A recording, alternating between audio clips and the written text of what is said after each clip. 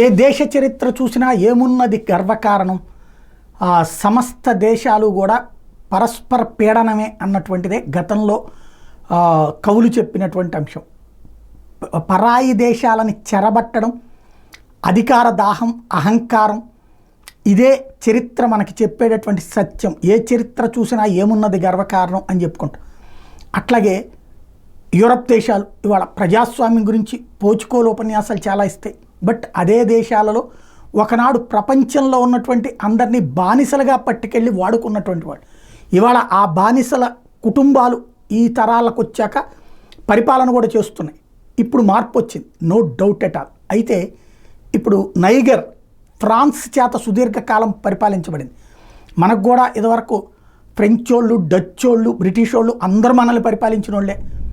అయితే niger సుదీర్ఘకాలంగా French వాళ్ళ చేతుల్లో బందీగా ఉండి ఆ తర్వాత స్వతంత్రం పొందినటువంటి దేశం 65 సంవత్సరాల పాటు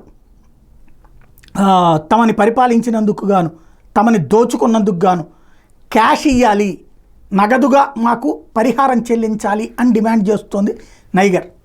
బాగుంది, చాలా గొప్ప విశేషం, నో డౌట్. మీరు అడగండి, మీరు సంపాదించండి. అట్లాగే భారతదేశం అడగాలి. ఎవరిని అడగాలి? ఫ్రెంచ్ వాడిని అడగాలి, డచ్ వాడిని అడగాలి, బ్రిటిష్ వాడిని అడగాలి. ఈ దేశపు సంపదని, సహజ వనరులు లూటీ చేసుకుపోయారు, దోచుకుపోయారు. ఇక్కడ రైలు పెడితే మనం ఇప్పటికీ గొప్పగా చెప్తాం బ్రిటిష్ వాడి వల్ల రైలు వచ్చిందని. అంతకుముందు నిజామాబాద్ హయాంలోనే రైలు వచ్చింది. కానీ బ్రిటిష్ వాడు రైలు ఎందుకు వాడాడు? మనల్ని ఒక చోట నుంచి ఇంకో చోటకి చేరవేసి వాడి కూలీని తయారు చేసుకోవడానికి, మనం పండించిన పంటల్ని వాడి దేశానికి ఎత్తుకుపోవడానికి. అట్లా చూస్తే అసలు ఈ దేశానికి బతుకు తెరువు కోసం వచ్చినోడు బ్రిటిష్ వాడు. చివరికి మనం వాడి మీద బ్రతికే పరిస్థితి తెచ్చాడు.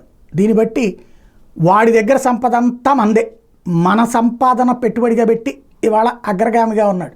సరే, వాడిని దాటి మనం ముందుకు వచ్చి 5 వస్తానా, కానీ వాడు మనకెంత ఇవ్వాల్సి వస్తుంది?